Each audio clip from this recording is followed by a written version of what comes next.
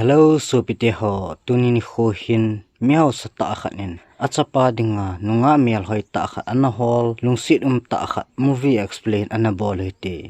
ipi hile chi channel a hi nonglut na masapen hile lungsit nin like share subscribe ne hin bol pi dingin kain te min hi chuting le ichi cookie mix movies explainerin ana ve ho zo si na bon chawin amasan kahin le movie explain chu ana pan taw hite movie hung ki pat pa na hin nunga mial hoi ta khat hi ong ki mun ama hi amin resila akitin hi resila hin gari hoi ta khat hi anezin hinla wang sirum ta chun anu apa en sumla pai bat la tham tampi na ne ji hona chun anu apa be nung sanga hin hichi abat te chun resila gari chu anu la pa bat na chun ahungla pi ta vin hi hichi ji chun resila jong analung hang the in tu a hi iti kana to na a kenga ka chi ding hi tam tin bo analung kham tan hi hichi ji chun resila en iti jong le ka gari hi ka kilela do kit ding hi anatin hinla ma hin na to nyau nyau ho ana to ji achun sumle pai hi amani kham kham bo na ki muzin agari hlat do na dingwang chu anamu zo pun hi hiti ani khat hongwa le na hin agari chu hin mu do tan aman jong a hello ka awachun agari chu kitola za mangjeng ding atin hiti chun gari hen naw khaw ho chu an hlamin guthim chan agari chu star nen atol le he ha wang sit ta achun koi gari tol do mala achun alai lunga chun akipi khuthe thu jing tan aji chu anung langa hi a hian naw khaw khat hi anum kit na la hi chu ki thlap man lo ji a hi ji chun gari hung kai do pa chun gari chu le mat pi ki tan hi pa chum khat zo chun resilan jong na to na ding mun sumla pai tam na chu hen hol pan tan ni khat hi wang phat ta hin aloi agul ngai ta nu me khat hi to ato khom na hin agul nu chun resila ko ma chun hi chi hi ve en mi hau sa ta khanin second hand car khat google in an ta do e hi chi hi a dei dein kachapa hi akiwo pi ding hi tin aki ji e ati hi chi hin resila en jong gari chu kamu pole i chan ge hin khuman di jong la kho hi etin hung ki gel hlan ga he deu khat chu hi chi miao sata pa chapa hi akum kum som le get bo hin lai hi hinla hi chi resila hi akum hi kum som ni la kum nga hlinga hi tai hi che chun ma jong ki gelin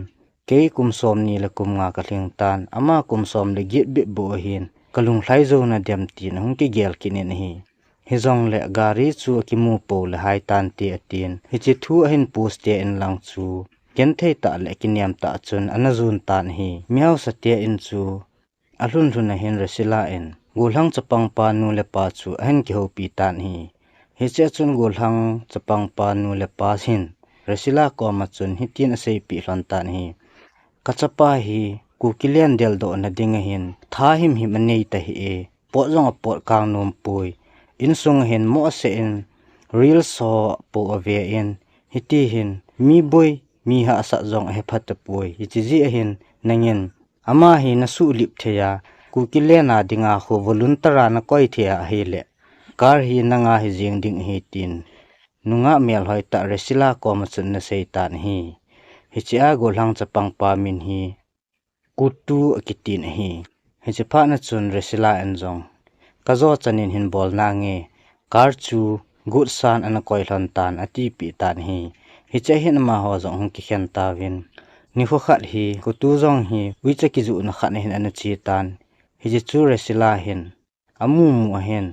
kutu nung chu azui pai jeng tan kutu in uicha na pom chu aga athamin hi chi uicha hi ken ka ki cho agot hi bo we tin aga ada jin hi kutu nin jong chi nu me nu chu ada la ki nin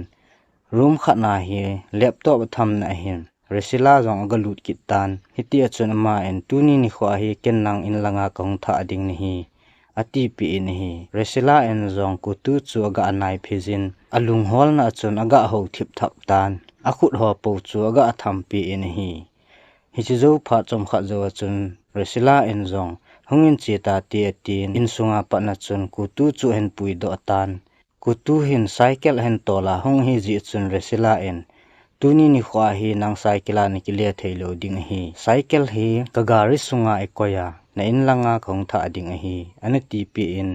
resila en jong kutu chu ain langwa ding chun ana pui tan hi lampi hin resila en ko tu chu aga adai kinin tuni ni kho hi keiman nang hi in langa ka hong tha agot hi poi miao sa ta chan hi ji a ken nang hi kidnap ka bol hi tai ati pi ni hi ko tu jong chu holang chapang cha hi ji chun anung lang chu aga aki he le gari sunga chun chem cha ho jong hi anom che chu nin hi ji chun ama jong aki ging mo thimin ko tu jong chun kidnap e bol gu ta bi khat to ha matin gari chunga pa na chun ina hlun hlun na hin chom thla tho in ko tu in jong resila chu mi thip na thei ho hi akap khum tan hi ji pha na chun resila en ai poi ka tot nei bo ve ka dai nei in khong tha agut nei bo ve han titan ata ta chu han se do tan hi ji pha na chun ko tu in tui pai phi han lan resila maya akap den chu a kho hla pi ki tan hi hichini kho hin ko tu jong aki phalamin resila ko ma chun na sei kanup ding hi anati pi in hichi chun resila en ko tu ko ma chun tuni hla le party a chi di hi atin atim tan hi ko tu le resila jong chu party an chi hlonin hin lai chini hla hin party sunga ho mi ho chun ko tu chu na nui sa na win hi aji chu ko tu hin party chin a hi half pen nal thim ta khat hi ani ki chen dan hi tai aji chu ma hi hitabang party a hi khat ve cha jong na chi khalo lai hi ama ni jong party a pana hong do do hlana hin ko tu chu apuzin wadunga ki jap ding hin han tiam tan wadung pa ma hin resila en jong ko tu masang lai ta chun avon jo si chu atoka sung nung hian lang asang khol ho jo si jong chu bon chan su hlan ko tu jong chu kovin wadunga ki jap pi dinga chun resila chu achi tan hi ko tu jong atha hong no min aman jong ki pa la thanum ta chun tuni hla wang hi chan sai tai atin avon chu asu nin resila kom lang chu ajun lu tho jing tan hi hitia aman ni jong ki pa la thanum ta a aki zap pe hlon lai ta hen mi phalo them khat ho chu hong ki novin resila te ni von ho zo si chu ahin choi do ta win hi hi pe lai ta chun resila en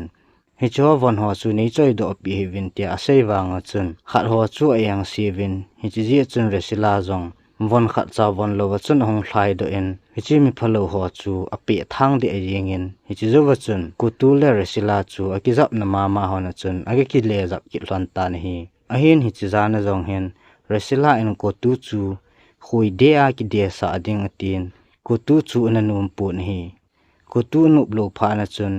resila en chang se en ima cha chu bol thei di pun hi chi ji chun resila jong alung ahang tan ahung pot do en man jong gari chu asuka jin in langa chi ding ati jeng tan hi hi chi pha na chun ko tu jong chu resila gari maya chun von lowa chun akida ade adu jengin khamin gari ngai na ti le gari rong ngalowa chun atol chop jeng tan hi hitia hen tol ton na lamli na hin police ho chun hen mudo ki tawin hi ji chun resila chun injole police on eimat diu he tai tin ngong chele chun police ho anga pana chun hongjam do ki hlon tan hi hiti chun amani jong in chu hong hlung hon tan resila en jong kutu masanga chun ato chu aga hi le len abungin aga ave sa en hi kato hi hin bengin aga ti pi jin pha chom khat jawa chun kutu in jong resila to chu agin hoi ta chun aga be pi yang tan hi hi chi pha na chun resila jong ong ki pa che en kutu hi kalhep la ate ding hi tai tin alung gel chun anom tan hi hi zo pha chom khat jawa chun resila jong chun kutu malphei chunga chun ato angamin ato chu got lele jing tan hinla kutu chu akicholu hang di pu na hi koi kicholu hang mala in kutu tungtu na chun tina pon hi na dim se anin hi chi jana hin koi ki pa ta alu khom mala chun kutu zen na chun resila en ahin kho chu chi jan hin anamang ki ta na hi ajinga pa na chun resila en jong kutu chu athanup nup na dingin akichi pi in abangle ui chaho po akai le pi in anapui le en akipa pa na dinga chun ana umpi ta na hi jan khat hi restaurant khat na hin an chi ki hlonin hi chi jan hin jong ne thei tui ani honin don thei tui jong chu na don hlonin hi in lang akile lang hlona hin ko tu in jong resila ko ma chun tuni hla awang hi kahung ki gut he ta atin a plastic pu ho CD ho chu resila chu hen vet sa atan hi je phana chun resila in a CD chu la pi in tu hin nang na khambi asian laji na lim tiang le na bol num na bol sa anangi enatin amal phei chung chu aniki khap sa in anei mu sa ki tan hi azing ni khu hi honglung tan ku tu in zong anule pa ko machun ki pa thu na sein hi chi jing ka hin na satain aniki pa tan anule pa in zong achapa hon ki pa dan chu vel hlan le amani zong athon ananum hle na hi ku tu in zong anule pa ko machun henu hepa tuwang ka kipa mong tai ku kilian sa na voluntara ka ga zaw ding he tai cycle lang ko chimbal tai lam kalanga ka chi ding he tai tin anule pa ko ma chun ana sei ta na hi chi zo wa hin ko tu nu le pa jang chu athon anum wal be se en resila hi phone ana bol han tan hi chi pe lai ta hin ko tu jang chu kipa ta resila kom lang chu zo ding ati in akar sunga chun aga to lu nin a phone ku lu chu aga angaya hi le resila hi agial to anabang lo hitai ama in kilung sit pi ta dana anagel hin la anu le pa to kitep na nei sa a achapa hon hiti a kipa sa ding mai maya resila aneki thala o chu ain hedo tan hi hijpha na chun ama jong alung hang be se in alung gel chu som le za phan alung awai do leu jing in hi pha chom khat zowahin anule pa en resila chu anya dingin an ko hlon tan hichini kho hin resila jong chun imacha he phalo danin ahungin hichijing ka hin ko tu nu le pa chu to ko tu to an kong chu ana so khomwin hiti a ki pa ta an kong so khom lai ta wahin ko tu fon chu ahunging tan hichiji achun ko tu en kaloya khanin ahin ko le anane ta di awen hin keu pi ta dingi atin apam langa chunaga po do ta nahi hechi aloi agol pa hi pidinga anako ham tile ko tu nu le pa le resila anaki ho naw banga chu hiche gari hi api do di hi ta ji a chu ko tu hi lungham wal be se a agol pa hi anako wa hiche gari hi anase si hlon hetai ko tu in zong hiti to banga ei bol hi aga ani ading hi atin gari chu asep si honin gamang la hen aga koilhon tan hi pha chom kha jawa hen ko tu in nunga nu resila ko machun tuni ni khwa hi kalunggel nisu bulhi sa atan atin arum sung la chun anako lu nin ko tu in jong resila chu minute nga si asiam kha chu alup na chunga chun analu pi tan hi hichini kho hin ko tu in ama sa pena dinga mi na dia kha chu ahitai aman zong ato ding ho zo si chu an ke to chai pha nin resila ko ma chun ken ka to ding ka bol ding chu ting le ka lung tup zo si ka bol chai tan kanula ka pa to na keu na bangin nagari chu ga kila tan atin resila zong apam la hung thun le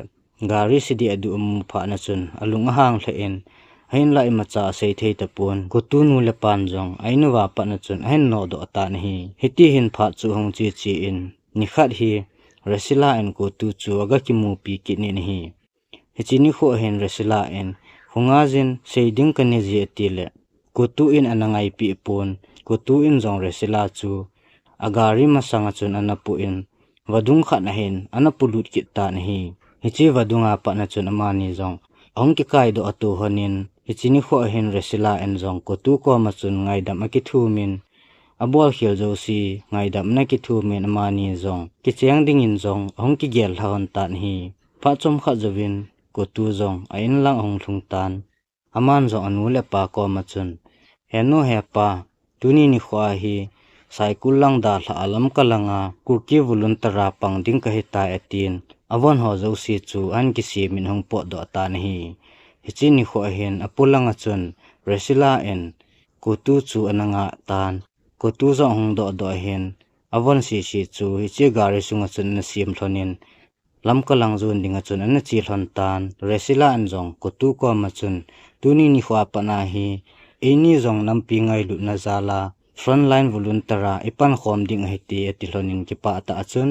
lamkalang lampi num ta chu ana zo thlonin hiti chun ku kilian sa dingin lungkitu ta en ain kholon ne ki phal do hlon ta ni hello supite ho tuni ni khwa movie explain hin bol naw hi chan chun ki chai ta ni aban hi chi channel a yung ki mu tu kit ka 7 na bon chawin damsel chi tawin